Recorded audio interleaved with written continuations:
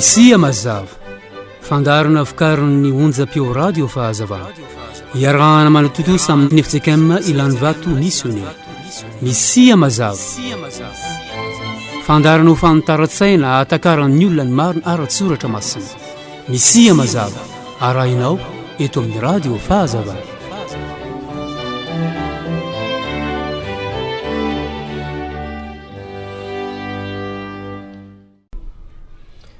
Dia faly miarabanao indray avana amin'ity fotoana iarahantsika manana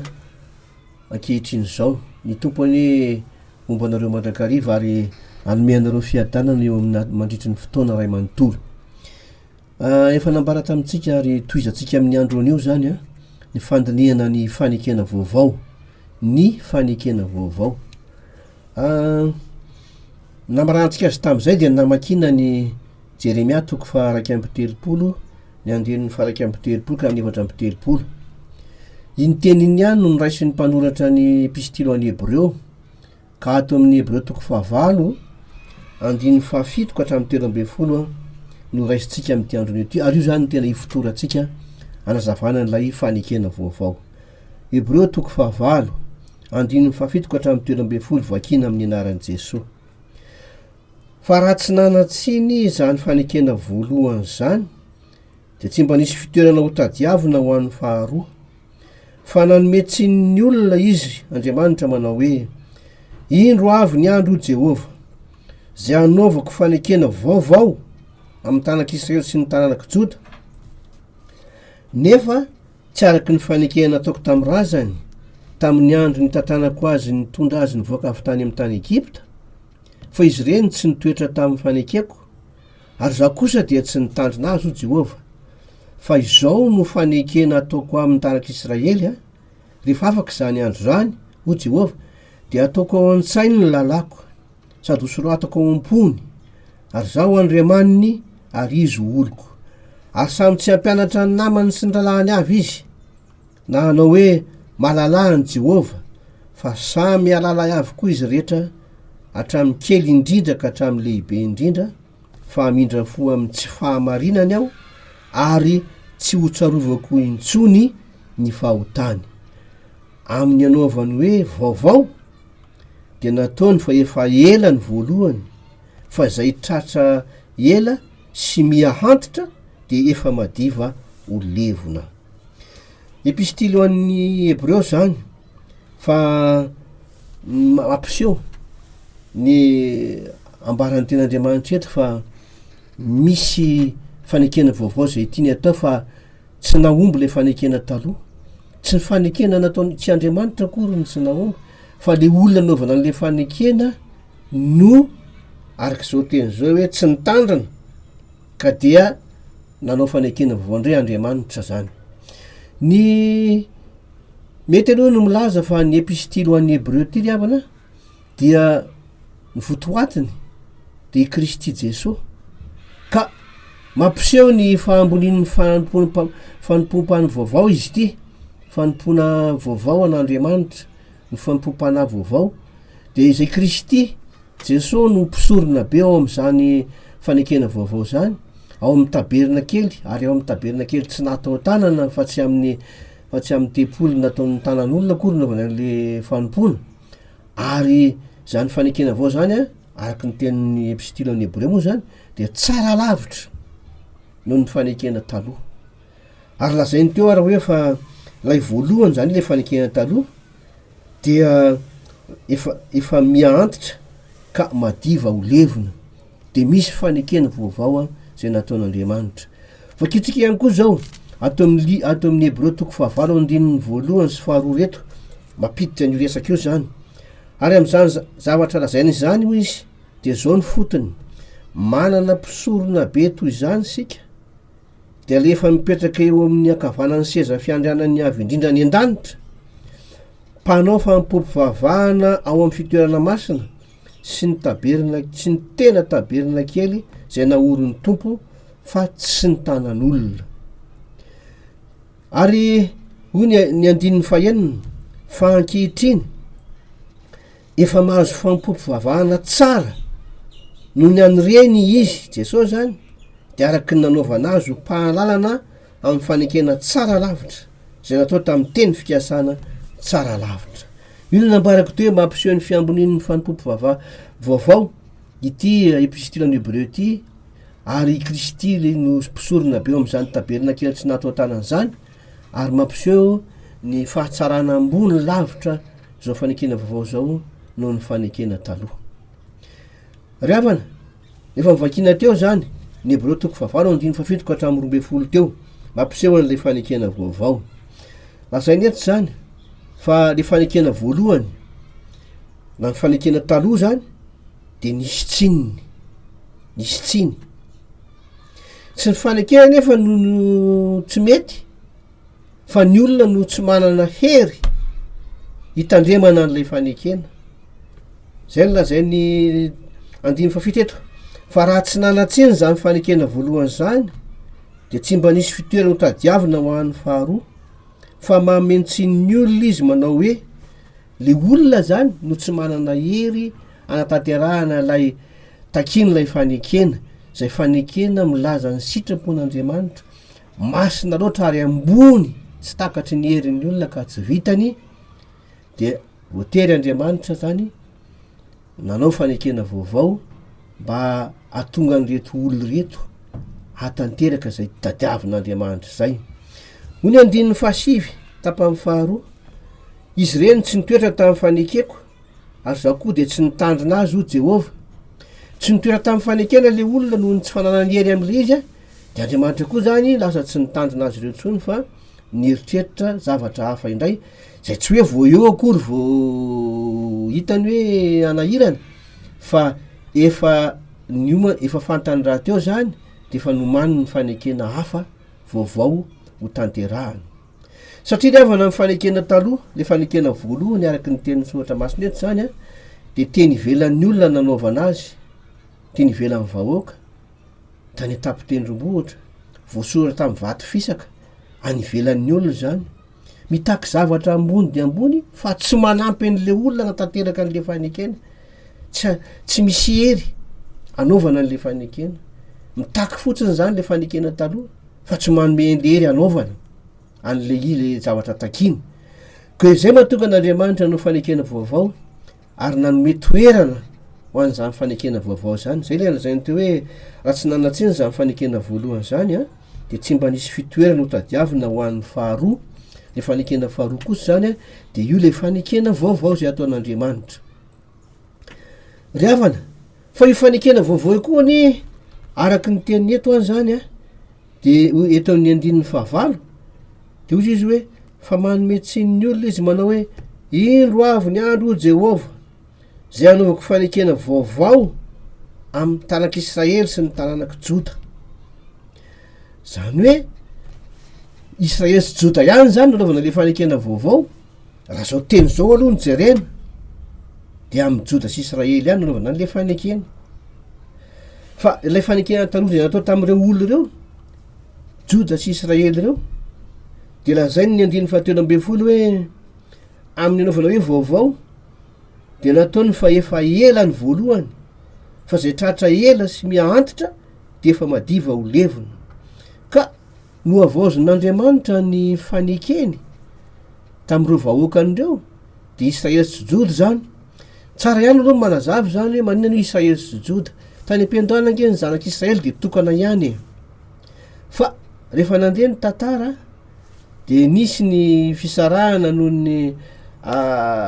tsy nitoeran'ny olona tao anatin'ny fahatokinan'Andriamanitra, de nesorona tamin'ny Saoly ny fanjakana de nyzaraina, tamin'ny Solomona azafady ny fanjakana de nyzaraina, de ny fokofolo aty avaratra nomena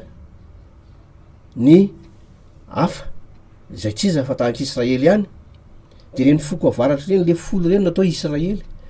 fa foko roa ihany no nijanona ho mahatoky tamin'ny fanekena tamin'ny Davida, de fanekena tamin'ny Solomona zanaky Davida, de ny foko anakiroa ihany de fokon'ny Joda sy Benjamina. Foko anakiroa aty atsimo reo zany, ka reo foko anakiroa aty atsimo reo zany nataony hoe Joda, le folo avaratra natao Israely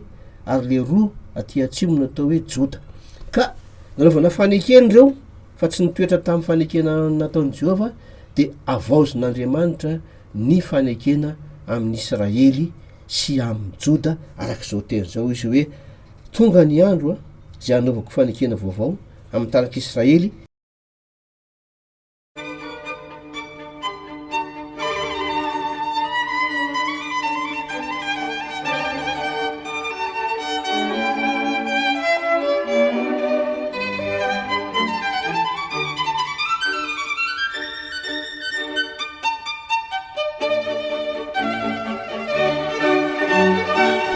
Fanekena vaovao zay natao tamin'ny taranak'i Joda sy Israely ihany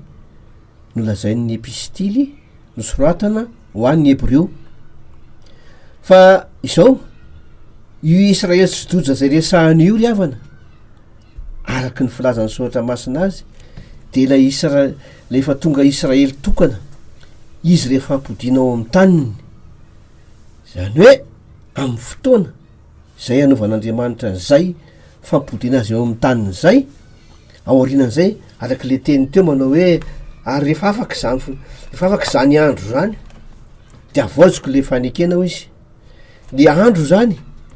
de io ambara ato amin'ny Jeremia 30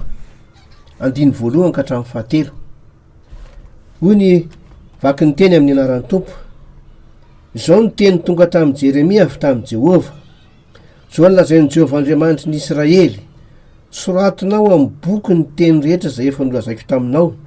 Fa indro avy ny andro Jehova zay ampodiko ny oloko, de ny Israely sy Joda avy amin'ny fahababony ho Jehova, eny ampody azy ho any amin'ny tany zay efa nomeko ny razany aho de ho azy zany. Eo zany, ary zay Jeremia 30 zay no tokotany be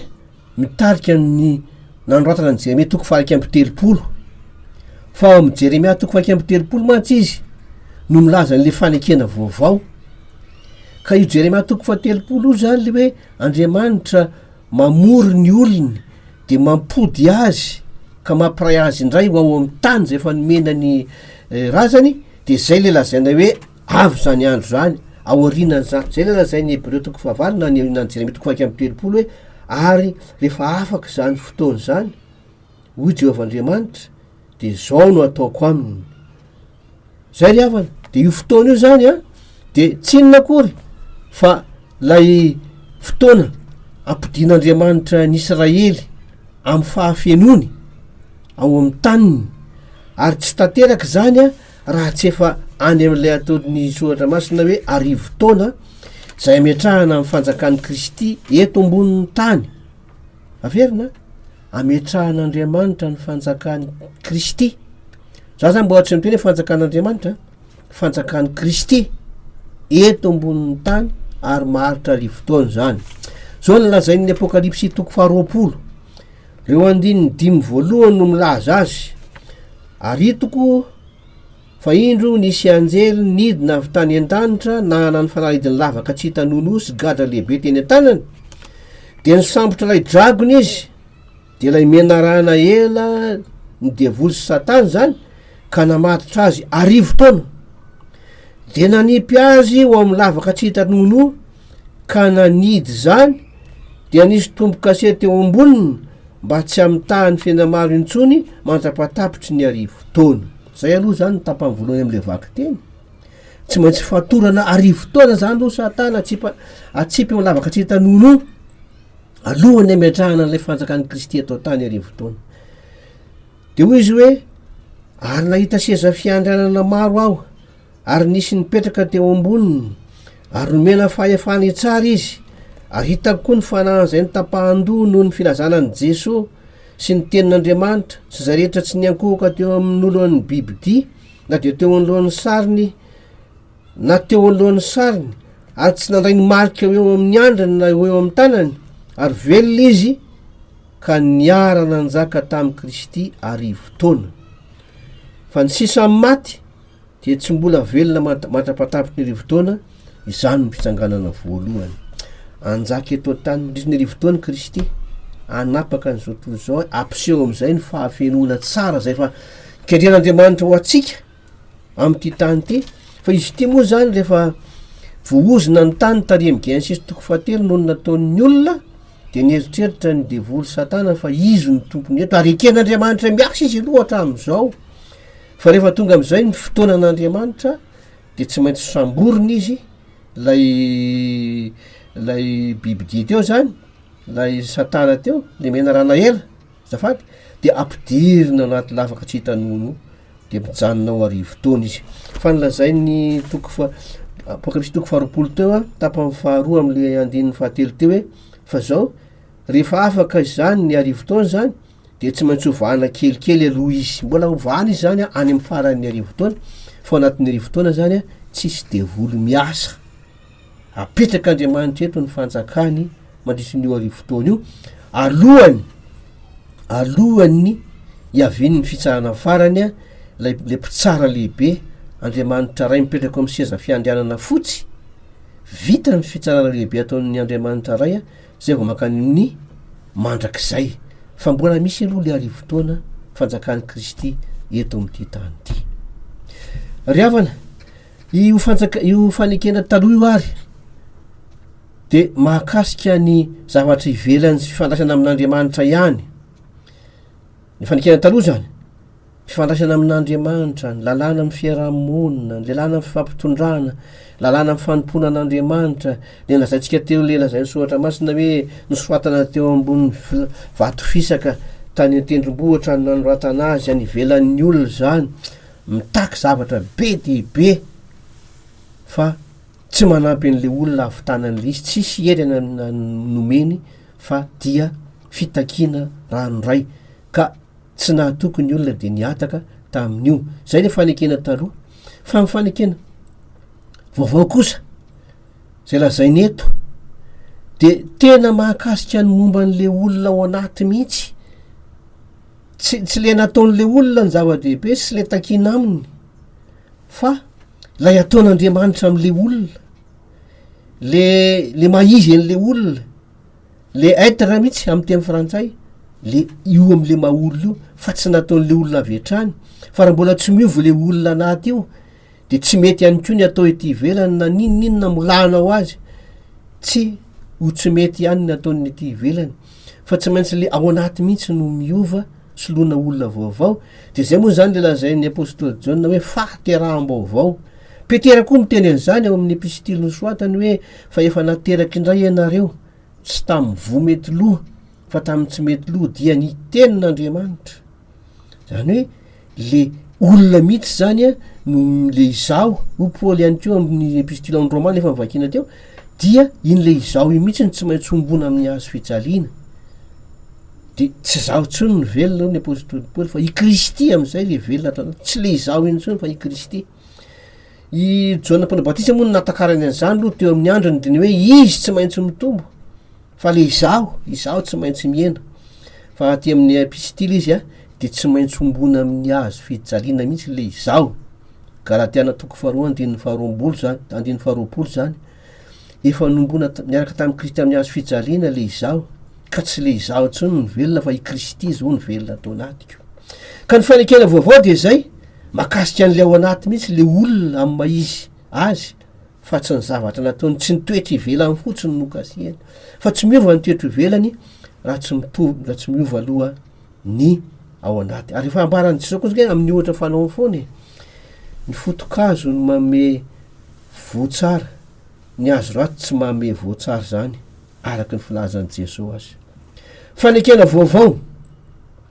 ny fanekena vaovao ry havana ny teny hoe vaovao amin'ny teny grika fototra de anakiroa na dikan'ny teny malagasy hoe vaovao tsy maninona fa ambara ihany le teny tsy fantatra fahazavaina neos zay ny teny voalohany amin'ny hoe vaovao fa zay neos zay a dia teny le teo aloha ihany fa no avaozina fotsiny ohatra zao hoe akanjo vaovao a de le teo aloha ngamba ny sasana de madiodio de mipasoana de le teo aloha ihany zay neos ny filazan'zay fa raha atao hoe kainos de ny teny faharoa kosa de hoe kainos vaovao koa ny dikan'izay amy teny malagasy fa zay kainos zay zany a de vaovao hafa mihitsy tsy mbola niasa vo eo mihitsy vo ao tonga zay vo ampiasaina ka raha miverina am'le ohatra ny amin'ny akanjo teo a zany zao raha fasasana le akanjo maloto iny a de matio be mihitsy mamirapiratra fa nataotsy azy de iny ihany no averina neosy ny filazan'zay teo ihany no navozina fa ny kainaotsy kosa de hoe tsy nilaina ntsony iny akanjo efa maloto velona iny fa lasa mividy vaovao hafa mihitsy fa samy akanjo ihany fa vaovao hafa zay zany le izy ka raha miteny ny baiboly hoe testamenta vaovao na fanekena vaovao de tsy le neosy ny lazainy fa le kainosy zany hoe fanekena hafa vo tonga eo vo miasa ary niaraka tamy Kristy izy io araky ny tenin'ny apôstôly Jauna moa ato amin'ny Jauna toko voalohany lazan'zany izy hoe ho indrindra izy fa ny lalàna ozy de tonga tamin'ny alalan'ny Mosesy fa ny fahasoavana kosa dia amin'ny alalan'ny Kristy natongavany ka fahasoavana na fahasoavana zany hoe fa tonga Kristy zay vo nisy fanekena vaovao ryavana tsika nefa teo ny laza fa le fanekena vaovao de efa natao an'ny olon'Israely efa taverinao amin'ny taniny ihany de an'zany vo manomboky fanekena vaovao io raha izany saingy tsy maintsy mandinika tsara ny sohatra masiny tsika fa tsy andry an'zany hoe tafaverinao amin'ny taniny zany Israely vo ampiasa an'le fanekena vaovao Andriamanitra fa zao ny lazainy ato amin'ny bokyny nosoata amin'ny Matio toko fa 6 ny andininy fa 7 sy 8 hoy izy tamy fotoana zay nikarakahana ny Paska alohan'ny isambolana ny Kristy de hoy Jesosy ary raha mbola ninany izy de nandray mofo Jesosy ka noho ny efa nisaotra izy de nivakiny ka natolony ny mpianatra ary hoy izy raiso hano ity ny tenako ary nandray kapoka izy ka noho ny efa nisaotra de natolony azy ka nataony hoe sotronareo rehetra ty fa ity no rako de ny amy fanekena vaovao zay atsaka ny rehetra ho famelan-keloko aika izany raha ho an'ny rehetra fa tsy ho an'ny Israely ihany sy Joda ihany fotsiny reny mbola miandry ary amin'ny fanomboany ary fotoana ny Israely sy Joda fa ho an'ny rehetra ho an'ny olona zay tsy jiosy fa avaty amin'ny firenena lazay ny sohatra masina moa zany zay tsy jiosy de tamy Kristy nisamborana azy io zany izy nametraka an'io fanekena io fanasan'ny tompo io de lazay fa hoe io ny fanekena vaovao amy rany ka io no itaizany ny olona rehetra itondrany ny olona rehetra zany hoe efa nanompoka tamin'ny fotoana io zany kay ny fisitrahana ny fanekena vaovao tamy rany Kristy ho antsika amin'ny olona rehetra ho an'ny olona maro ho an'ny olona rehetra zay manaiky ho diovina am'zany rany Kristy zany ary lazana hoe ho famelan-kelika ho an'ny maro zany hoe zay manaiky ino an'zany zany de efa manomboka eo le fanekena vaovao fa tsy miandry am'le fotoana mbola ela be ariana ary zany a ary amin'ny fanomboany ary fotoana ho an'ny Joda sy Israely ary ho atsika zany le izy de isika zay misitraka mialoha an'io fanekena vaovao io araky ny teny ho an'ny maro ho an'ny rehetra ryavana tena sarobidy zany zavatra ambarany sohatra masiny zany le fanekena vaovao zay neverina ho atao an'ny Joda sy Israely ary amin'ny aorinan'le fotoana ameriana azy eo amin'ny taniny kay de efa nitaterahan'ny Kristy sahady tamin'izy nametraka amy fanasan'ny tompo alohan'ny samborana azy de efa napetrany sahady io fanekena vao ho atsika ankehitriny fa tsy miandry an'le fotoana arina ary zany de efa misitraka mialoha averiko a misitraka mialoha ny fanekena vaovao isika teny ankehitriny raha mety mino an' Jesosy Kristy mitoetra n'le fanekena vaovao ryavana de vetivety ihany a fa mbola toizana manaraka de zao eo amin'ny 10 am'le Hebreo toko fa 8 resahana teo zany de lazainy hoe ao anatin'ny olona no zany fanekena zany no apetraka hoy izy hoe fa ny fanekeko zay ataoko aminy a de tsy taka nataoko tamy razany fa ataoko ao an-tsainy ny lalako ho soatako ao am-pony atao anaty zany le lalàna fa tsy any ivelany tsy tany amin'ny vato fisaka ntsony ary rehefa ao anaty zany le fanekena de manjary misy hery am'izay avitanan'le fanekena zay tsy nisy teo am'le fanekena taloha fanekena voalohany zany le hery antanterahana azy zany de raha zay nety hoe ary zaho Andriamanitra arizy oloko zany hoe hitoetra ao anatin'ny olona mihitsy zany Andriamanitra natanteraka an'le fanekena zay tsy vitan'ny olona tao amin'ny fanekena taloha fa ho ao anaty kosa Andriamanitra anao azy ary fantatsika moa zany fa amin'ny lalan'ny fanahy masina rehefa ateo ariana kely nanaovana an'izay zay nitoetra voalohan'lay fanekena vao nitoetra ny faharoa andiny faraky ambe folo de io fanekena vaovao io a dia ahalalana an'Andriamanitra mihitsy izy Andriamanitra fa tsy nataony fotsiny na ny zava-bitany fotsiny fa izy Andriamanitra mihitsy lay mahizy an'Andriamanitra ho fantatra ndalan'izany fanekena zany ary samy tsy ampianatra ny namany sy ny lalàny avy izy na anao hoe mahalalàny Jehova fa samy ahalala avokoa izy rehetra hatramin'ny kely indrindra ka hatramin'ny lehibe indrindra zay no mbarasoatra masina ary nitoetra fahatelon'io fanekena io ry havana de ny andin'ny faharoa folo manao an'izao hoe ary mindra fo amin'ny tsy fahamarinany aho ary tsy hotsarovako intsony ny fahotany zany hoe misy famelan'ny keloka ka tsy hotsarovan'Andriamanitra intsony ny fahotan'ny olona ao anatin'izay fanekena vaovao zay reo toetra telo reo no hodinitsika indray amin'ny manaraka mahereza ry havana Misia Mazava fandarana vokarin'ny onjam-peo radio fahazavana iarahana manototosa amin'ny FCKM ilan'ny vato missionnaire Misia Mazava fandarana ho fanotaran-tsaina atakaran'ny olona ny marina ara-tsoratra masina Misia Mazava arahinao eto amin'ny radio fahazavana